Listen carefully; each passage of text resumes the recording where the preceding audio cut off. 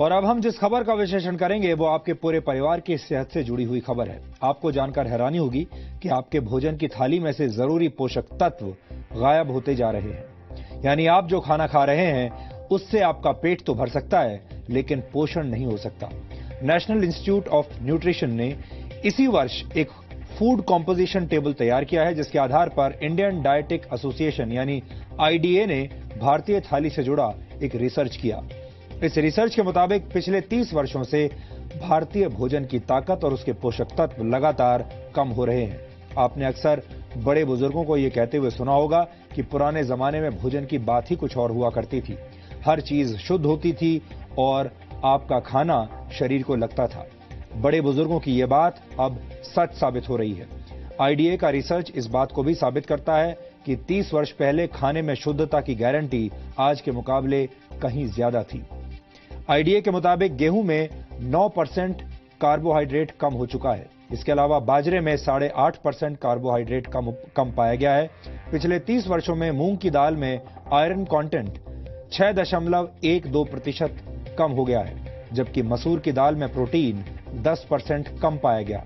Protein हमारे शरीर के लिए बहुत जरूरी पोषक तत्व है और इसकी कमी से कई तरह की बीमारियां होती हैं। आटे और दाल के बाद सबसे ज्यादा इस्तेमाल होने वाली सब्जियों को भी चेक कर लीजिए। नए जमाने के आलू में विटामिन बी, मैग्नीशियम और जिंक की मात्रा पहले से कम पाई गई है। टमाटर में विटामिन बी, आयरन और जिंक की मात्रा में 66 से 73% तक की कमी देखी गई। फलों की बात करें तो सेब में आयरन कंटेंट पहले के मुकाबले 60% कम हो चुका है। यानी लो हीमोग्लोबिन और एनीमिया से पीड़ित लोगों को सिर्फ सेब के भरोसे अब नहीं रहना चाहिए। इस आंकड़े को देखने के बाद कई पुरानी कहावतों से आपका भरोसा उठ सकता है। अक्सर कहा जाता है an apple a day keeps the doctor away, यानी एक सेब हर रोज खाने से आप स्वस्थ रहते हैं और डॉक्टर से दूर रहते हैं। लेकिन इस दौर में ये कहावत भरोसा करने लायक नहीं रही, क्योंकि सेब के अंदर पोषक तत्व अब कम हो चुके हैं।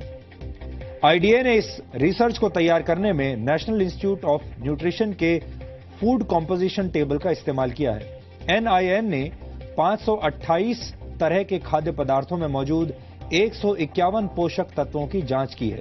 इस इंस्टीट्यूट ने 30 साल पहले भी एक फूड कॉम्पोजिशन टेबल तैयार किया था और उस समय के खाद्य पदार्थों में न्यूट्रिशनल वैल्यू आज की तुलना में काफी ज्यादा थी। एक्सपर्ट्स के मुताबिक खेतों में पैदावार बढ़ाने और फसल को बीमारियों से बचाने के लिए पेस्टिसाइड्स और खाद का ज्यादा इस्तेमाल किया जाता है और केमिकल के ज्यादा इस्तेमाल से भारत की मिट्टी में पोषक तत्व लगातार कम हो रहे हैं, जिसकी वजह से खेतों में उगने वाले अनाज, सब्जियों और फलों के पोषक तत्वों में भी गिरावट आ रही है। भारत की मिट्टी में जिंक की मात्रा 43% कम हो गई है। इसी तरह बोरॉन 18.3%, आयरन 12.1%, मैग्नीशियम 5.6% और कॉपर 5.4% कम हो गया है। जाहिर है, जब फसल को पैदा करने वाले खेतों में ही पोषक तत्व कम होंगे तो खाने पीने की चीजों में न्यूट्रिशनल वैल्यू भी कम मिलेगी। इस रिसर्च के मुताबिक ऐसे अनाज, फल और सब्जियां खाने की वजह से आपकी सेहत पर अब फर्क पड़ रहा है, असर पड़ रहा है। आपका शरीर कमजोर बुनियाद वाली उस इमारत की तरह है जिसमें हमेशा रोगों की आशंका बनी रहती है। भारत एक उभरती हुई आर्थिक शक्ति है। भारत दुनिया का सबसे युवा देश है। एनएसएसओ के मुताबिक भारत की कुल जनसंख्या में 47 करोड़ से भी ज्यादा लोग कामकाजी हैं, लेकिन भारत धीरे धीरे बीमार और थके हुए लोगों का देश बनता जा रहा है। दिसंबर 2015 में आई द लैंसेट की एक रिपोर्ट के मुताबिक सेहत के मामले में 5 ब्रिक्स देशों में भारत सबसे नीचे है। ब्रिक्स देशों में भारत के अलावा ब्राजील, रशिया, चीन और साउथ अफ्रीका शामिल है।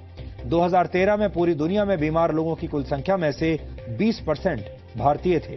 भारत में इस वक्त 7 करोड़ लोग डायबिटीज के शिकार हैं और डायबिटीज का मरीजों की संख्या के मामले में भारत चीन के बाद दूसरे नंबर पर है।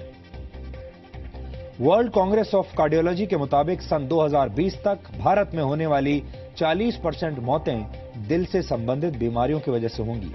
भारत में हर 10 में से एक व्यक्ति किडनी की बीमारी से पीड़ित है और ज्यादातर लोगों को इसका पता तब चलता है जब उनकी किडनी 60% तक बेकार हो चुकी होती है। ये सारी बातें सुनकर आप चिंतित जरूर हो रहे होंगे। आप सोच रहे होंगे कि एक तरफ भारत के लोग बीमार हो रहे हैं और दूसरी तरफ हमारे भोजन के अंदर मौजूद पोषक तत्व भी कम हो रहे हैं। ये एक तरह से दोहरी मार है। लेकिन इस विषय पर हमारा आज का वीडियो विश्लेषण देखने के बाद आपको थोड़ा लाभ जरूर मिलेगा।